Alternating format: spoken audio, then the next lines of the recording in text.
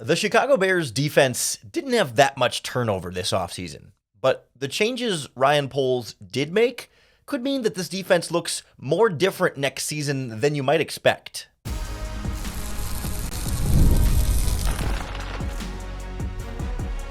You are Locked On Bears, your daily Chicago Bears podcast. Part of the Locked On Podcast Network, your team every day. This is Locked On Bears, and I'm your host, Lauren Cox. I'm here to bring you your daily, in-depth Chicago Bears news and analysis. You can follow me on Twitter at CoxSports1. You can follow the podcast on all of your favorite social media platforms at Locked On Bears, including the Locked On Bears YouTube channel, where you can keep up with all of our video podcasts as well. Thanks for making Locked On Bears your first listen today. We're part of the Locked On Podcast Network, your team every day. Today's episode is brought to you by FanDuel Sportsbook. Make every moment more. Right now, new customers get $150 in bonus bets with any winning $5 bet. Visit FanDuel.com/lockedon to get started.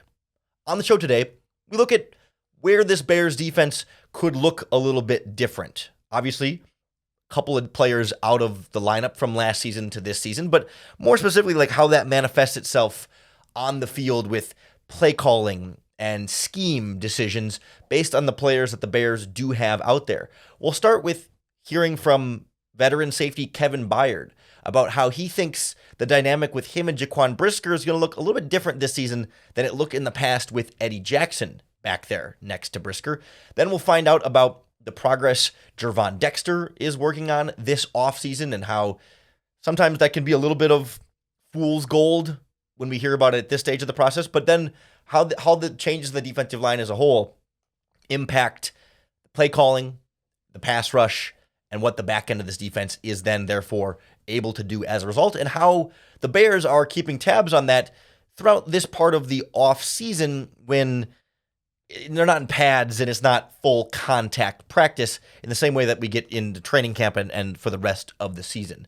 But I think the most noticeable difference will come on the back end with Kevin Byard replacing Eddie Jackson. We've talked before on this podcast, especially when they signed Kevin Byard, about how Byard brings a different skill set than Jackson. Jackson was much more of a deep third of the field, middle of the field free safety, right? Someone who roams around the back end and makes sure that nothing gets deeper than him and keeps quarterbacks from taking shots downfield.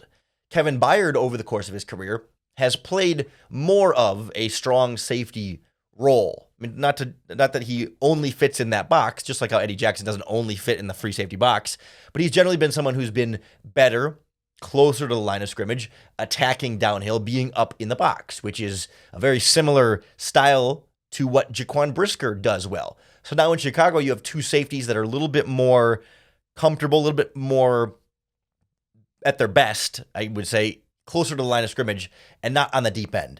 And so with that, you've got some disadvantages of not having that true center fielder safety back there, but some advantage of being able to disguise things a little bit differently, because then defenses won't just assume, well, Eddie Jackson's going to be the deep guy and Brisker's going to be the up guy, because that's what their two skill sets are. So here's how Byard sees that versatility and that sort of back and forth dynamic with Brisker playing out this season. Yeah, I mean, just his versatility. I think that's one thing I like about playing with him, because I know a little bit of last year was kind of like, Bojack was kind of in the back or whatever. He was kind of in the box. I don't want to see that this year, at least for us early on, just kind of working, hey, let's be versatile. I don't want teams to get a beat on, hey, you're in the box or I'm deep or anything like that. Let's both do the same things so teams can't really get a beat on, what the coverage is. So he's been really good with that. He's vocal like I am about wanting the details of different coverages with the coaches and stuff like that. So he's very coachable. Like I say, he's fun to play with, and all the guys in the secondary is like that. So that's what you want. And like I said, the confidence that he has going to year 3 reminds me of myself. Is that something that the coaching staff is stressing upon you guys about, like, not having, like, more defined roles, but is that something when you came in here, they're like, we want you playing both? No, I think it's just, that's what the league is now. You want guys to be versatile. And like I said, I think it's a lot for quarterbacks and things like that. Like, as you watch film, teams are looking for any type of keys or clues to tell what type of what type of defense these guys are going to run. Hey, when we see this guy line up here, this is the coverage. So we don't want to be able to give that away. We want to be able to be versatile and try to make it hard for offenses. So a lot of this comes down to what level of confidence you have and what level of confidence the Chicago Bears have in both Brisker and Byard's ability to play the deep end, right? Because they're going to have to sometimes, and they did in the past, right? They're not exclusively box safeties who now you're going to be asking them to do something totally different. But I do think it's worth kind of looking at this a little bit more closely with the numbers from the safeties to kind of get a sense of how this change will look, right? So I looked back to last season, the alignment of Eddie Jackson, Jaquan Brisker, and Kevin Byard last season. And kind of trying to split when they're a deep safety, which can either be a single deep safety or, a two deep safety coverage, like the free safety position. We're talking 25 or 20 plus yards back off the line of scrimmage, somewhere back there, we'll call the free safety position. And then anywhere else closer to the line of scrimmage, whether they're in the box or at the line of scrimmage or in the slot, like we'll call that strong safety. In this, we're sort of oversimplify here. Deep safety, box safety. We'll call them free safety, strong safety, but know that there's more variation than that. Last season, Eddie Jackson was a deep safety, 76% of his snaps. And then as a result, then he was a close to the line of scrimmage safety, a box safety, or however you want to describe it, 24% of the time. So about 3/4 to 1/4 of the time, Jackson was deep versus up in the box or near the line of scrimmage. With Jaquan Brisker, it was almost the opposite. Brisker was about 35% deep and 65% up closer to the line of scrimmage. So you could see, it illustrates the difference between their two roles very clearly. When Brisker's about 2/3 in the box, 1/3 deep, and Eddie Jackson's about 3/4 deep, 1/4 in the box. Kevin Byard was almost 50-50 last season across his roles with both Tennessee and Philadelphia. So it kind of equals out a little bit there, about 55% or 54% up near the box, 46% deep. So clearly, you've got Brisker and Byard as two safeties who spent more than 50% of their snaps last season up closer to the line of scrimmage and not in the free safety position. Both guys were less than 50% of their snaps back deep at free safety. Obviously, they're going to both have to then do significantly more of that this season, and it becomes a matter of like, okay, then how much do the Bears play certain coverages based on knowing what their safeties are and aren't good at? Neither one of them is, again, it's not their strength necessarily to have to play the back end. But like you look at how the Bears used coverages last season, their number one coverage was cover 3 at about 38% of their coverage snaps were in single deep safety zone coverage. Number 2 coverage was cover 2. It actually went 3-2-1 were the most common coverages in that order. So 3 was the most common, 2 was the second most common, and 1 was the third most common, followed by cover 4. So about, if I can add the numbers up quickly in my head here, that's about a little over 50% of the Bears' coverage snaps were single deep safety last year. 54.5% of their coverage snaps last season were single deep safeties, which would lead, I guess, you could also have cover 0, which was not exactly a 50-50 split there, but about a third of their coverages were two deep safeties in terms of cover 2 and cover 4. I guess if you had cover 6 in there, it's about 40% two deep safeties. So that means 40% of the time, Brisker and Byard are both going to need to be back there, and maybe 60% of the time, only one of them is going to be back there. So how you start to split that up based on how comfortable you feel about those guys is what will make this Bears defense look a little bit different this season. If you don't want to necessarily overly rely on either one to be back there more often, then you're going to be able to rotate safeties a lot more and disguise things the way Kevin Byard explained. But then are you less inclined to want to play as many two deep coverages if ideally you want to have at least one of them up near the box? Or do you like the versatility of the defense expecting them to be up near the line of scrimmage, so play both of them back a little bit more? Like that's going to be the chess game Matt Eberflus can play with these guys having that versatility, and how I think we might see the coverage split over the course of the season shift a little bit along the way, as Matt Eberflus kind of learns how to use these two players, and as, new defensive coordinator Eric Washington is also going to be a part of that conversation. Also a big part of their coverage calls are going to be what happens with the defensive line. What kind of pass rush they're getting will determine what kind of coverage they can play on the back end. So we'll check in on the new starters up front and what we're seeing from Gervon Dexter so far this offseason next on Locked On Bears. This episode of Locked On Bears is brought to you by our friends at FanDuel Sportsbook, America's #1 sportsbook. It's winner take all time in the NBA and NHL, and FanDuel is giving you a shot to bring home a big win of your own. Because right now, new customers get $150 in bonus bets with any winning $5 bet. So you bet $5 on anything at FanDuel. Whether it's the playoffs right now or baseball season, or there's plenty of NFL prop bets at this point, $5 bet, if that bet is successful, not only do you get the winnings from your $5 bet, but then FanDuel will also throw in an extra $150 in bonus bets that you can use to bet on spreads, money lines, player props, and more. You can bet on Matt Eberflus as Coach of the Year, bet on Caleb Williams as Offensive Rookie of the Year, prop bets on Caleb and Rome's rookie season numbers, and so much more. So to claim your $150 in bonus bets, visit FanDuel.com/lockedon and make every playoff shot count. FanDuel, America's #1 sportsbook. The Bears, as of now, are counting on Gervon Dexter to step into a much bigger role as the starting 3 technique to replace Justin Jones, and they're also counting on DeMarcus Walker, as of now, to step into the starting job opposite of Montez Sweat and be able to provide that balanced pass rush on the other side when Sweat's going to be getting the vast majority of the coverage of the attention from the opposing offensive line. And for both players, that's a bigger role than what they were asked to do last season. Walker ended up playing a lot of snaps because of injuries, because he was starter for the first half of the season, and then Sweat comes in and he loses his job, but then Ngakoue gets hurt at the end, so his role kind of came and went.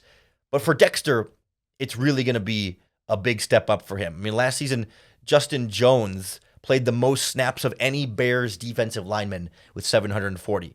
He's gone, and they haven't really done anything to replace him directly. So Dexter played about 430, so add about 300 more snaps for Dexter to match what Jones did, but then you still have to replace those Dexter snaps, right?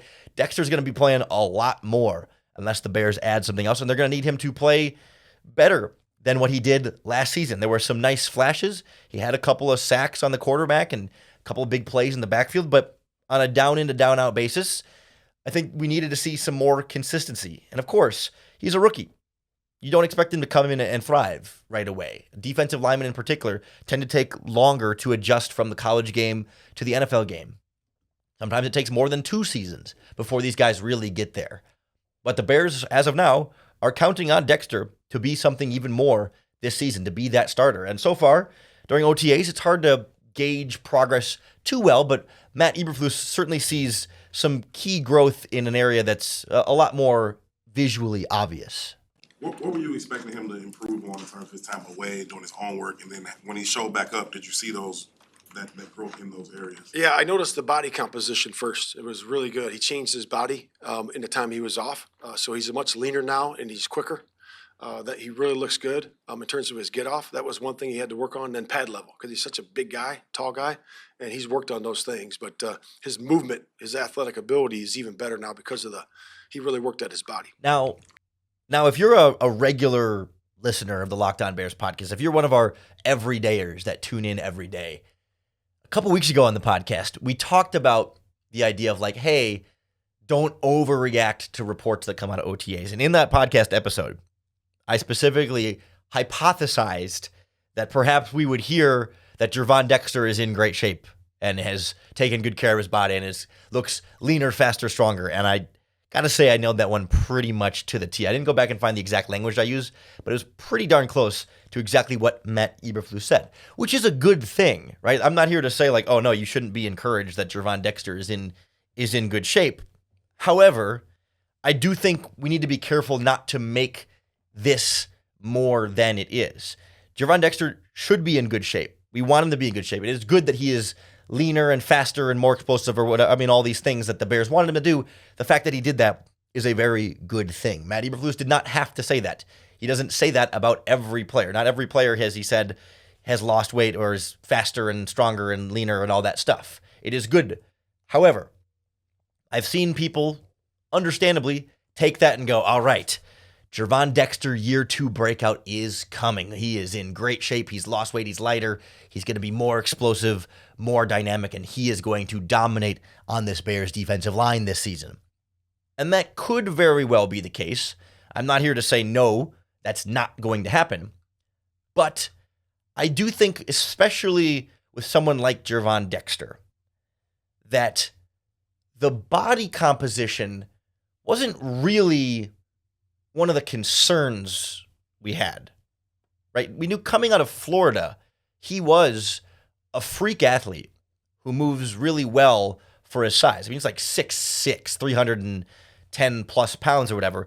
But like the whole appeal to Gervon Dexter was this guy moves like he's a lot smaller than that. He is an athletic freak who's more explosive than he looks, stronger, longer, just physical tools is what Gervon Dexter was. And what he needs is technical development, his feet, his hands, his pass rush moves, his pad level, right? Like every technical aspect of his game is what needed the work.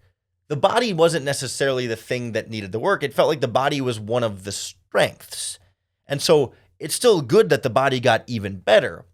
But like, does that make Gervon Dexter that much better? Like, right? Like the speed didn't seem to be a huge problem last season. His weight didn't seem to be a huge problem last season. Maybe he's that much faster and that much more explosive, and that's a great thing. But like, what he needs is better pad level, better footwork, better hand placement, better pass rush moves. And we can't necessarily know that right now, how much progress he's made on those, because they're not doing full contact practices. They're not in full pads. It's not really a full practice when it comes to offensive and defensive linemen really getting dirty in the interior. So that's where I'm trying to be careful here. Where it's not, I'm not here to say, oh, Dexter hasn't made any progress, you shouldn't be excited about him. No, my point is, yes, he's doing great with the body composition, but we don't actually know how much better he is at this point or not. And he might have gotten a lot better. We just don't get to know it yet, because Matt Eberflus and Eric Washington don't really quite know it yet either. And that's where I want to step on and press the brakes a little bit. We don't need to slam on the brakes, but just slow down a little bit on Dexter breakout because the body composition has gotten better. Like, great, body composition is important, but what's going to be really important for Dexter is everything else. And we just don't really know yet where everything else is. Now, that being said, it doesn't mean we can't figure anything out about Dexter at this point in the process, right? It's not like OTAs and minicamp are just a complete waste of time for offensive and defensive linemen because they can barely touch each other or whatever, and the contact is low. Like, sure, it's definitely not as valuable for them as it is for skill position players and DBs, but I think there might be more that the Bears can see this time of year from this group than you might think on the surface. And I appreciated the Bears defensive coordinator, Eric Washington, walking us through some of that process here at OTA. So we'll kind of check in on what they can learn about the Bears pass rush and how that might shape then how this Bears defense looks different this year, especially if it's Sweat, Dexter, Billings, and DeMarcus Walker as the defensive line is set right now. We'll look at all that next on Locked On Bears.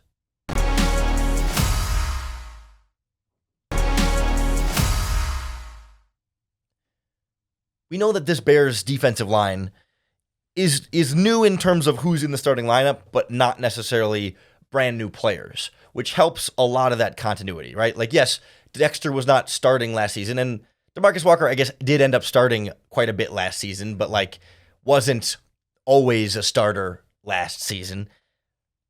But because they were all around, they still got to play with each other quite a bit. They were on the field at the same time, even if they weren't this exact arrangement of quote-unquote starters. There were still snaps where your four defensive linemen were Sweat, Dexter, Billings, and Walker. And certainly Zach Pickens is going to be part of this rotation as well. I don't mean to ignore him in this conversation because he's going to play a big role on this defensive line. And then you're going to have guys like Dominic Robinson, perhaps, depending on how the 53-man roster battle goes. He might rotate in there. Austin Booker as a rookie wasn't here last season, but could be a part of that rotation, or maybe a couple of the other guys they signed. But there's a certain level of continuity among a large group of defensive linemen that were all here last season, even if they weren't all in these exact size of their roles and this exact sort of arrangement of the roles. So that already gives them a little bit of a head start in terms of trying to piece together what this pass rush is going to look like. But just because they can't go full contact or really be all in pads and show off all the pass rushes that they can do. And of course, they can't actually touch the quarterback, which also makes it a little bit difficult to really evaluate like how this pass rush is able to finish. New Bears defensive coordinator Eric Washington did a good job of explaining what they can do at this stage of the process, and he thinks it's about 80% of the ball game here. Before you get into pads, how can you assess where this pass rush is and what it may still need to be what you expect from this unit this year? Great question. Just the quickness, the fundamentals, being able to address position fundamentals relative to that. And there's just watching the level of conditioning that we need, watching the guys work together. I mean, there's some things that we can do. When we're working against the offense, we call it rushing that 80%. 20% we can't affect, and that's following through and actually hitting the quarterback. But the other 80%, working our edges, being aware of the situation, knowing how to address our four-man rush on third down, how to work off of each other, how to communicate, that's a part of that 80%, and I really like what I'm saying. So when it comes to Gervon Dexter, for example, right? Like, sure, he's not going to be able to really see how he can fully utilize, his speed into strength, into contact to fight through the block, do a pass rush move and get to the quarterback, right? Like you can't see an exact replication of that. But even at this stage of the OTAs process, the Bears can see, okay, how quickly does he get out of his stance? What's his get up? That's something they wanted to see improve during last season and since last season. They can see, okay, once he gets out of his stance, how high does he keep his pad level? Like it's a little bit different because they don't have pads on, and a lot of defensive line play is about that initial contact that you make. And if the contact's not quite the same, then it might not be exactly the same where his pad level might be when he actually can, try and get his hands underneath. And the same way offensive linemen can try and get underneath his pads, like they can't quite get underneath each other as well in this kind of situation. So it's not 100% the same, but you can at least kind of get a sense of like, as I think Eric Washington was saying, like the foundation, right? Like is the foundation there so that when they can hit, then you can really focus on the physical contact, the pass rush moves, the rip, the swim, the spin, however he's going to try and get to the quarterback. Like then you can really hone in on that stuff. And so I wonder if they're not able to use this at least like foundational evaluation period to just get a sense of like some of the progress that Dexter and Walker and Pickens and the rest of this defensive line has made to determine whether they need to do more on the defensive line between now and training camp. Because when we talk big picture here about how this defensive line change can affect the way this Bears defense looks, right? It comes down to the quality of the pass rush and how well Dexter, Billings, Pickens, Walker, and Sweat are able to rotate in on that defense and generate pressure on opposing quarterbacks will determine what kind of coverages the Bears feel comfortable playing behind that pass rush, and also how often someone like Matt Eberflus and now Eric Washington feels inclined to have to send extra pass rushers in order to get that pressure on opposing quarterbacks. That if they can really feel comfortable sitting back and sending 4, then it opens up more of what they can do on the back end in coverage as opposed to having to blitz a little bit more often and then only drop 5 or 6 guys back in coverage. You can cover fewer areas of the field or put bigger coverage responsibilities on guys, like fewer guys to cover the same amount of space, which makes their job more difficult. And there might be certain coverages that, from a blitzing perspective, they don't feel as comfortable maybe in certain types of zones or even certain types of man coverage situations. Maybe they don't want to be in a man blitz situation in certain third down type situations. I mean, there's a lot of different dynamics that can go into that. And if you can't trust your pass rush enough to get home consistently without the blitz, that shapes a lot of what your defense ends up looking like. We saw this really in the first half of last season when the defense struggles out of the gate. And obviously the offense did too, but they start 0-4, 1-5, 2-7 through the first 9 weeks of the season. And Matt Eberflus started blitzing way more than he had done the year before with the Bears and way more than he had done with the Indianapolis Colts because he was kind of out of other options because the pass rush wasn't getting home. And of course, then Montez Sweat comes in, the pass rush gets better. They also maybe played some lesser quarterbacks and lesser offenses down the stretch, but still, like when they were able to then trust Sweat and the rest of the defensive line to get home a little bit more consistently or get pressure a little bit more consistently, then they could open up a little bit more of what they want to do from a coverage standpoint, and the secondary could play a little bit more aggressive, knowing that the quarterback wasn't going to have all day to hold on to the ball, And then that's when you see this Bears defense play like a top 5 defense over the second half and final stretch of the season last year. And so if the Bears defense is going to get back to that level, it's going to require the defensive line to be able to do so. And that's where, again, the changes the Bears made to this team on the defensive line will shape what this defense looks like. If these changes, if starting Dexter and starting Walker produces a quality pass rush, then you're fine. And your secondary is going to be able to do everything it wants to do from a coverage standpoint. If they roll with Dexter and Walker and Billings and Sweat and the pass rush struggles a little bit, then maybe that changes a little bit of what they can do in the back end. And of course, ties back in with Kevin Byard and Jaquan Brisker too. Like, do you then have to keep one of those guys in the box more to replace a potential blitzer more often? Do you have to play more single deep coverages as a result of having to blitz more? And then do you have more vulnerability on the deep end if the blitz doesn't get home? I mean, there's just a lot of different ways that all 11 players on defense play into how each other is able to do it. We talk a lot on this podcast about the symbiotic relationship between pass rush and coverage. Both are as important. People debate which one is more important than the other, but each shapes the other one. Good coverage can help make a pass rush better. If the quarterback doesn't have anything open, then the pass rush can finish and get home. And good pass rush can make the coverage look better. If the pass rush can get pressure quickly, force the quarterback to get rid of the ball more quickly, then the coverage doesn't have to cover as long, and they can look better as a result. And so how these changes in the Bears defense affect that coverage to pass rush relationship will change how Matt Eberflus and Eric Washington call the plays for this Bears defense. And that's where being able to evaluate Gervon Dexter and DeMarcus Walker and Zach Pickens at OTAs on some of these foundational things that Eric Washington talked about will be really critical for Ryan Poles to get a sense of, okay, do I still need to do more on the defensive line, or are we good with the guys that we have? I've been pretty consistent this offseason arguing that they still need to do more. Why even bother risking it? What's the downside to signing, Calais Campbell, to re-signing Unique Ngakoue, Emmanuel Agba is out there. I mean, there's a few names to go through.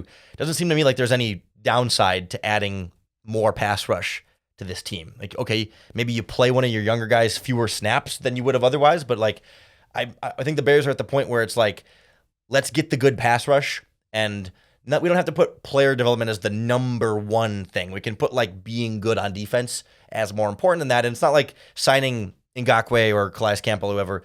It's not like that's going to keep anyone from developing. It's not going to stop young player development. It might just slow it down 5% or whatever, but like that's worth it if it can be enough of a boost to your pass rush to make your defense that much better all around, because of how much hinges on that relationship between getting after the quarterback and coverage on the back end. And I don't mean to put this all in the pass rush bucket, because stopping the run is also important here too, but it's a little bit harder for us to quantify. And I think someone like Gervon Dexter and Zach Pickens I've been able to pick that up a little bit more quickly. It's the rushing the passer part that I think, you want to see more consistency behind, whereas the Bears defense is still pretty good at stopping the run.